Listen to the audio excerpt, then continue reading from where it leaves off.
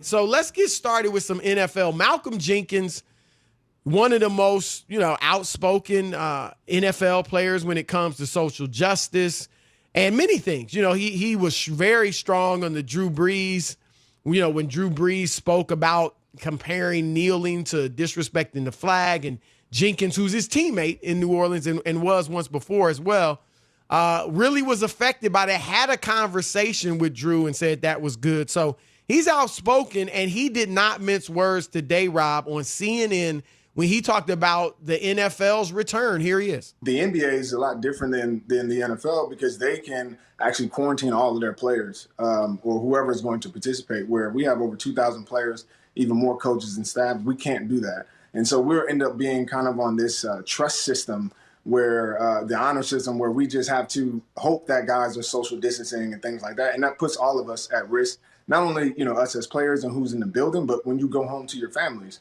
I have parents that I don't want to get sick. And I think until we get to the point where we have protocols in place, and until we get to a place as a country where we feel safe doing it, we have to understand that football is a non-essential business.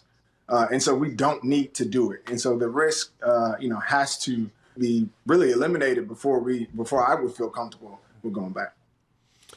Rob, there you go. There you go. I'm going to say bravo. Yeah. I'm going to say this, and I think, he's trying to be polite to the NBA, and, it's not his sport, so I guess he's like, that's not up to me. It's not for me, right, to say they shouldn't be playing the NBA, right? I think that's what he didn't want to say, so he exactly, and I respect that. I respect that, but here's what I'm going to say, and let me start this off with, I'm not a doctor, I'm not an epidemiologist, and I got to be honest, it's hard to know what to believe. It really is, because everything has become so politicized, and some people are talking about the coronavirus like it is incredibly dangerous. Others are talking about it like it isn't. And so it's kind of, you got half the country. The country is split, it seems. So it's hard to know what to believe. What I'll say is this. If the virus is as dangerous and as serious as we all were led to believe starting in March, right? When the NBA, with one player getting it, they shut down the league and everybody else followed. If that was legitimate, then why in the world are any of these sports playing? If that was legitimate, if those few months of shutdown that hindered the economy, that cost so many people millions, tens of millions of people jobs, if that was legitimate, why are they playing? Basketball, football, baseball, because you stopped for Rudy Gobert, one player, and then Donovan Mitchell got it as well. But now you have, every day there's several players being reported to have coronavirus. And it's spiking in Florida where the NBA is going to play. And that's all I'm saying, Rob. I'm just like, that's my point. If it's as serious as we've been led to believe, you and I have not set foot in Fox Sports Radio or Fox Sports television studios since March. Right. We're now almost July, Chris. Right. Think about it. You were quarantined after the cruise you went on because we thought it was that serious, right? All I'm saying is, if it's true, if it's legit, then none of these teams should be playing. None of these sports should be playing. And this is the thing. I think people got to understand. This is our livelihood and our business. We want sports to go on. Obviously, we're dying for some games. So we're not sitting here as like this doesn't really affect us, Chris. No, totally affects us. It fully affects us, our jobs. Our money. Like we're on, have to take furloughs, less money.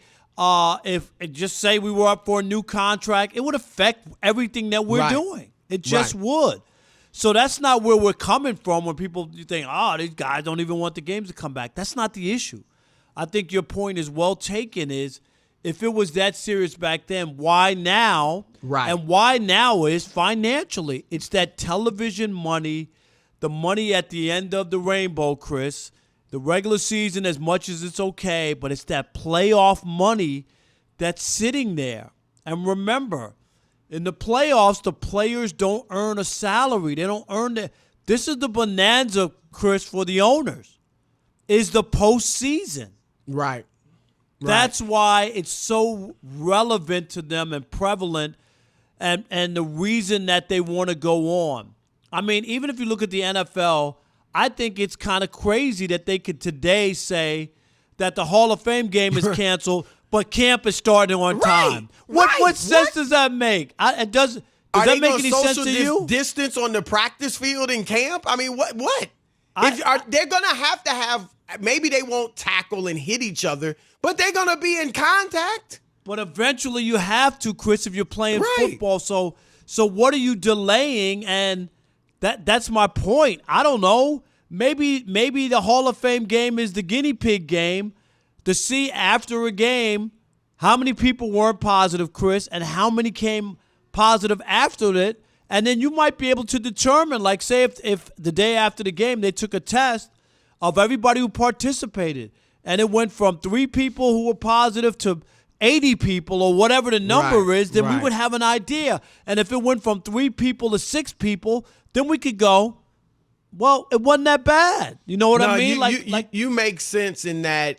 I could see canceling the game if you also postpone training camp. Right. But you make a lot of sense. That, hey, play the game, see what happens, and then if you're going to give it a make shot. A determination from there. Yeah. Right. And if a lot of people, you play one game and you see and you're like, man, it spiked from we had 0, all the players were negative, and now a day later or whatever, we tested, and now 70 players have it. Okay, then we can't have football. I think we'd all agree on that. I agree. And I'll say this. The money, you're right, and especially the NBA, the players basically got all their money. They'll get a little bit more for the 8 games in the regular season, but it does affect their money for the future. And that's what the players are looking at. Like, if we don't play and the cap really drops, then we're going to lose money in the future. It's going to drop as it is, or probably anyway, but it would drop more if they didn't play. So it does affect their money.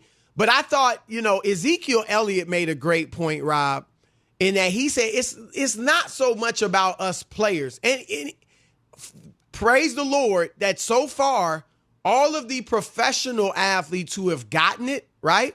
Now, Von Miller had a tough bout with it.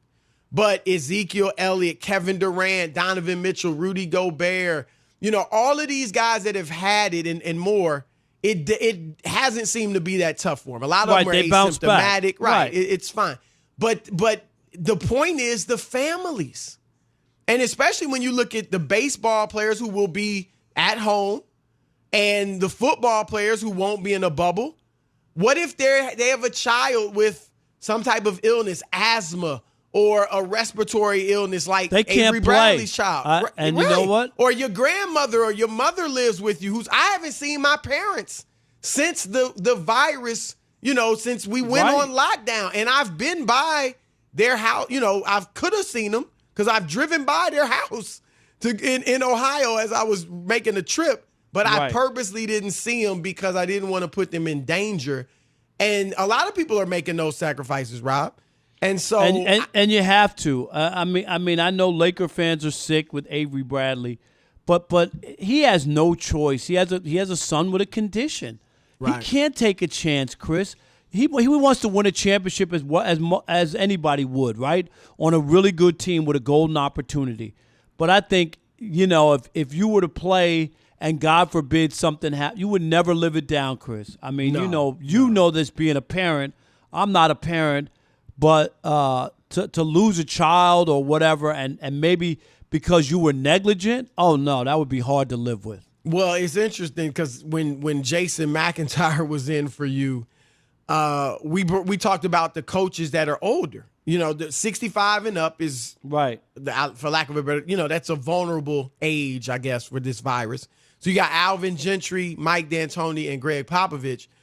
And I was saying, if I'm D'Antoni, I don't know that I'm coaching, because even if he were to win the championship, which I don't think they would anyway, but even if he were, it's not worth your life. No, and I don't, at that age, that's how serious something like this could be. So no, I agree. I agree. You'd have to really take a look at it, and especially with the certain age categories and what's happened to people, and not be trying to play hero, because this thing has not gone away, and you see the numbers are surging in all these places. Yes. You just talked about Florida, Chris. It's wildfire in Florida. I mean, people got to really think about the whole bubble and playing in Florida. I mean, that doesn't seem nearly as appealing as it did just a week or two ago. Well, remember that the people working at Disney are not going to be in the bubble. It's only going to be the players. So they're not going to be, immune to what's going on outside of the bubble. So, look, again, I like to leave it up to the doctors and the epidemiologists, and many of them are concerned. They're taking this spike seriously.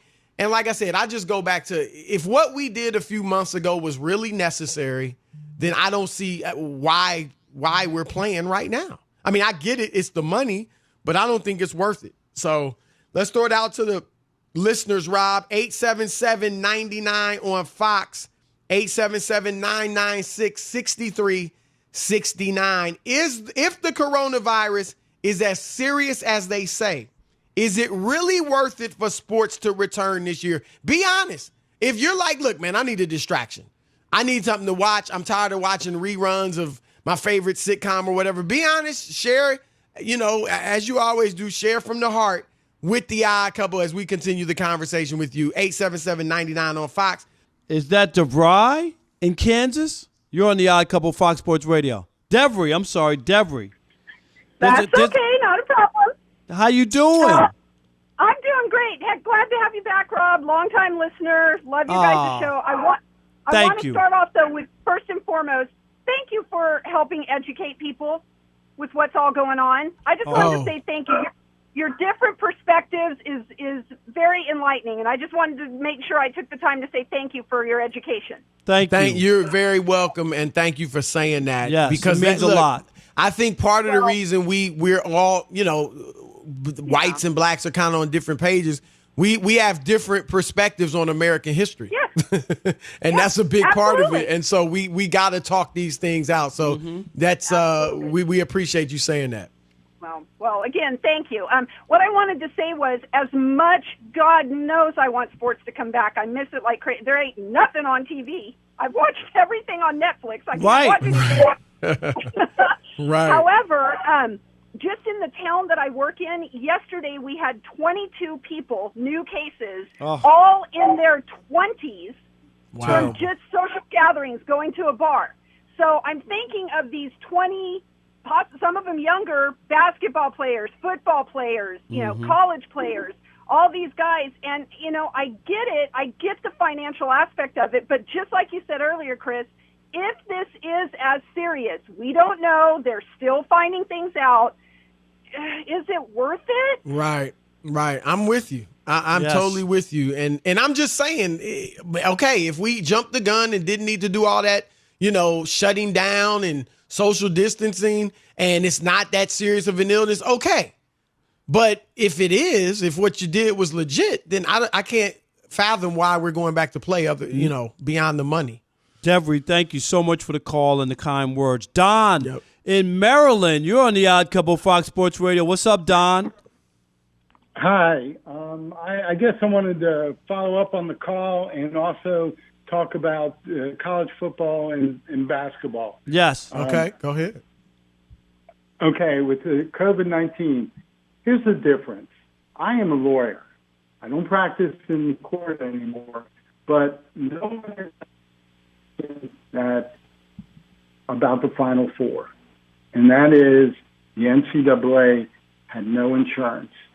And I bet that the various colleges, the conferences, the bowl games have no insurance. So they're basically forcing college players, whether it be football, basketball, soccer, to go back, face the peer pressure, not getting paid, not like the pro players who are professionals making money who can assume the risk. And frankly, if I still practiced law, I'd be advertising on TV going, if you catch COVID-19 and you're a college player and it's going to affect your senior year and or your pro salary. Right. I'm here and I'll represent, help you right? I'll help you. Well, there's some talk that they're actually trying Don. to get kids to sign waivers. No, I'm not. Which I wouldn't shows sign a you waiver. how Ohio State, they're talking about the kids signing waivers. So you know how dangerous it is. Right. Because they're protecting themselves legally, Right. Chris. That's why you sign a waiver.